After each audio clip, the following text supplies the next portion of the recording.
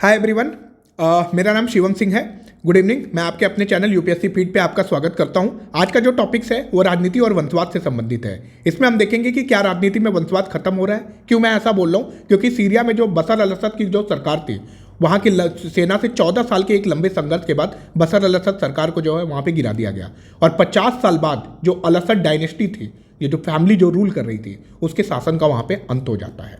तो हम ये जो है ट्रेंड ऑब्जर्व करेंगे वर्ल्ड लेवल की पॉलिटिक्स से, क्योंकि मैं अमेरिका पे भी फिर आऊँगा, म्यांमार पे भी आपको चीज़ें बताऊंगा, नेपाल पे भी हम बात करेंगे, पाकिस्तान पे भी हम बात करेंगे। उसके बाद फिर हम भारत के अलग अलग रीजनल लेवल पे भी डायनेस्टीज की बात करेंगे, जो कि एक लंबे समय से भी एक्टिव है, बट इनके हम ट्रेंड को ऑब्जर्व करेंगे। तो आज का हमारा शीर्षक ही यही है और इसी शीर्षक के अराउंड जो है हम चीज़ों को एनालाइज करेंगे।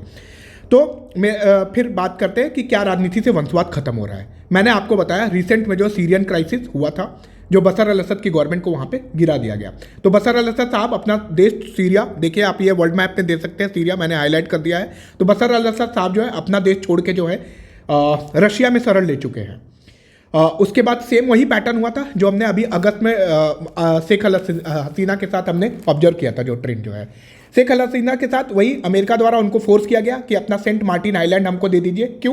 क्योंकि अमेरिका को वहाँ पे नावल बेस बनाना था, ताकि वो जो भारत की गतिविधियों और अन्य साउथ ईस्ट जो कंट्री है उनकी गतिविधियों पे वो नज़र रख पाए। बट ऐसा हुआ नहीं। शेख हसीना ने जो बाइडन की सरकार की जो है बात मानी नहीं, और जो बाइडन ने वहाँ पे डोनाल्ड लू को भेजा गया, और डोनाल्ड लू को जो है एक रिजीम पलटने, तख्ता पलट के नाम से जो है इस इंसान को जाना जाता है। और डोनाल्ड लू वहाँ पे जाता है, स्टूडेंट का वहाँ पे जो प्रोटेस्ट चल रहा था रिजर्वेशन के लिए, उस रिजर्वेशन के प्रोटेस्ट को वो जो है आग में घी के लिए उसका काम करता है और भड़काने का काम करता है। और जो जितने भी शेख हसीना के पॉलिटिकल कंटेंडर थे, लाइक जिया खालिदा, उनको जो है वहाँ पे एक्टिवेट किया जाता है और शेख हसीना के विरोध में जो है एक मास लेवल का प्रोटेस्ट ऑर्गेनाइज किया जाता है। और परिणाम इतना होता है कि शेख हसीना को अपना देश छोड़ के भागना पड़ा और भारत में उनको, दिल्ली में उनको शरण लेनी पड़ी। तो सेम हैपनिंग जो है सीरियन में बशर अल असद साहब के साथ हुआ। बशर अल असद साहब पेशे से एक आंख के डॉक्टर भी है, सर्जन भी है। तो अब साहब के पास बहुत टाइम है, अब जो है अपना चाहे तो अपना आंख का जो है ये पेशेंट जो है वो ऑब्जर्व कर सकते हैं, इलाज भी कर सकते हैं। बट ये खैर उनकी अपनी पर्सनल चॉइस है कि वो क्या कर सकते हैं। तो अब इसके बाद जो है वही मैंने बोला 14 ईयर्स का जो लंबा संघर्ष था, ये आप देख रहे होंगे बशर अल असद साहब के साथ।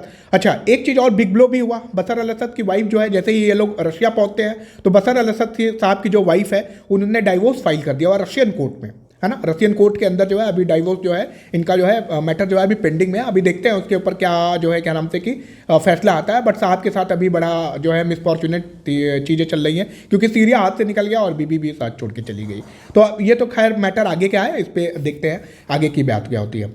खैर बशर अल असद की संपत्ति की बात करें, रशिया में इनके पास क्या है? रशिया में इनके पास 18 अपार्टमेंट है, 270 केजी गोल्ड भाई साहब ने रखा हुआ है, और 2 बिलियन जो है रशियन करेंसी है असद साहब के पास जो है। तो खैर ये उनका अपना पर्सनल थिंग्स है। तो ये था बशर अल असद साहब के साथ। अच्छा, इसके बाद हम जो है शेख हसीना की बात कर रहे थे। जो शेख हसीना की जो कॉन्टेंडर है, मैं आपको दिखाता हूँ। शेख हसीना ये है, ये इनकी अवामी लीग है, अवामी लीग इनकी पार्टी का सिंबल है। जो इनकी कॉन्टेंडर है जिया खालिदा। तो जिया खालिदा अभी जो है जेल से बाहर कर दी गई है। जितने भी पॉलिटिकल केसेस हैं बहुत तेज़ी से इनके ऊपर जो है जो पॉलिटिकल केसेस वो क्लियर किए जा रहे हैं। और इनके सन तारिक जिया के ऊपर जितने भी चार्जेस लगाए गए, वहाँ की कोर्ट अभी जो है एक फास्ट ट्रैक कोर्ट की तरह काम कर रही है, और सारे जो है क्या नाम से कि केसेस जो है निपटाए जा रहे हैं। इट मीन्स कि इसका संकेत है कि वहाँ की राजनीतिक जो समीकरण है वो शायद बदलने वाले हैं, है ना। हमें जल्दी इसके संकेत मिल सकते हैं। इससे जाहिर है कि तारिक की जो है राजनीति में वापसी का रास्ता खुल जाएगा। पर इससे यह सवाल फिर से मौजूद हो गया है कि क्या राजवंशों या परिवारवादी शासकों के शासन का वाकई अंत हो रहा है या नहीं हो रहा है। क्यों मैं ऐसी बात कर रहा हूँ? क्योंकि अमेरिकी राष्ट्रपति जो बाइडन है, उन्होंने अपने जाने से पहले अपने बेटे हंटर को जो है गंभीर अपराध में उन्होंने दोषमुक्त कर दिया। जबकि निर्वाचित राष्ट्रपति जो अपने अभी डोनाल्ड ट्रंप जो अभी इलेक्ट हुए हैं, वो भाई साहब ने अपने जो है रिलेटिव को फ्रांस में जो है एम्बेसडर जो उन्होंने नियुक्त करने की घोषणा की, है ना। ये जो बाइडन का सन जो है हंटर बाइडन, इन्होंने अपने चार्जेस में सारे जो है इन्होंने उसको माफ़ कर दिया। उसके बाद जो है जैरेड कुशनर है, ये डोनाल्ड ट्रंप के जो है रिलेटिव हैं, जिसको अभी जो है रिसेंट में जो अनाउंस किया गया कि फ्रांस में जो है ये एम्बेसडर इनको नियुक्त करने की बात करी गई।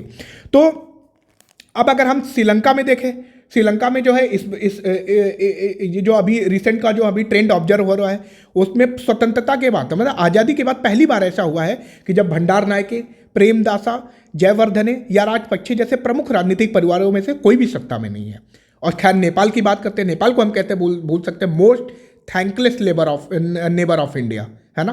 तो नेपाल में जो कोइराला जो परिवार है वो भी लंबे समय से सत्ता में नहीं है, पर नेपाल में कई परिवार जो है राजनीतिक रूप से बेशक जीवित है, लेकिन सत्ता अभी भी किसके पास है? मार्क्सवादियों और माओवादियों के हाथ में है।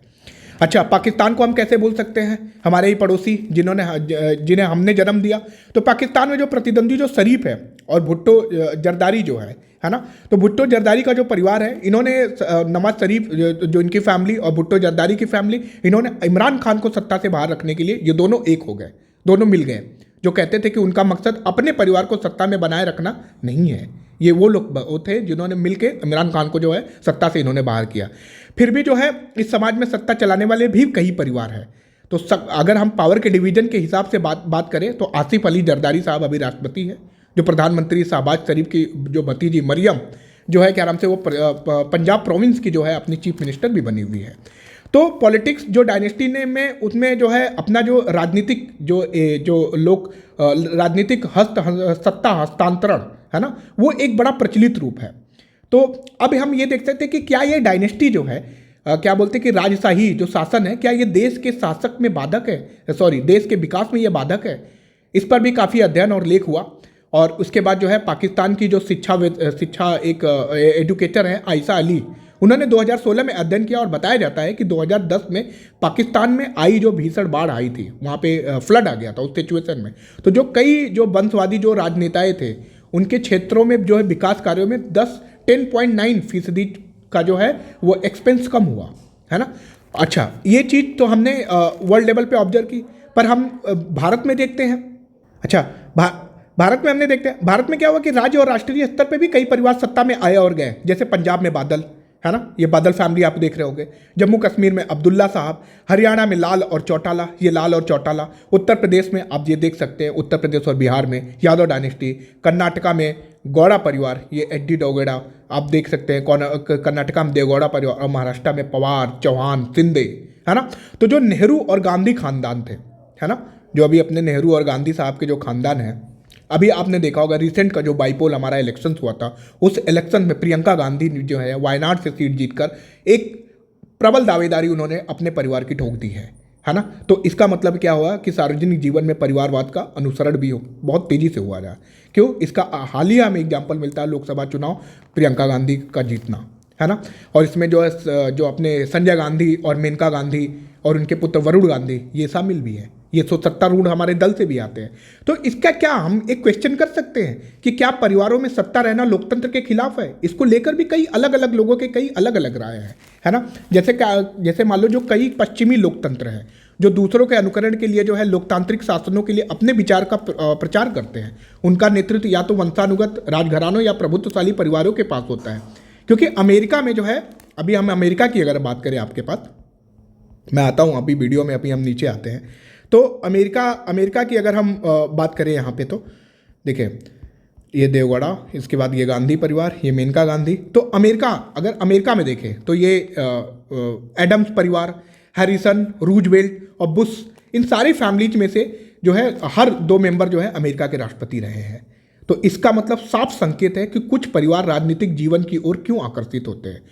तो यह कम स्पष्ट है कि जो मतदाता पीढ़ी दर पीढ़ी, जो वोटर है पीढ़ी दर पीढ़ी अपना प्रतिनिधित्व करने के लिए उन्हीं परिवारों के सदस्य को क्यों चुनते हैं। क्यों हम चुनते हैं भाई? यहाँ पर यह एक प्रकार का मतदान व्यवहार है, वोटिंग पैटर्न है, जिसके लिए टेलीविजन को हम सिर्फ दोषी नहीं ठहरा सकते हैं। अमेरिका के राजनीतिक राजवंश जो है वो कॉलोनियल एरा से चले आ रहे हैं।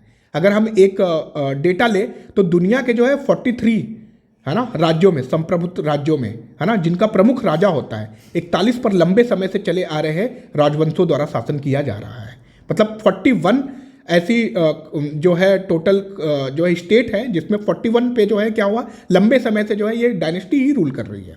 अब जैसे उसमें जैसे प्रमुख राजनीतिक परिवार, अमेरिका में हम कैनेडी देख सकते हैं, उत्तर कोरिया में हम किम जोंग, लेबनान के अरसलान परिवार, हयोतमस और जिसे जापान का कैनेडी कहा जाता है ना, फिलीपींस के एक्विनोस, इंडोनेशिया के सोएकरनोस शामिल हैं।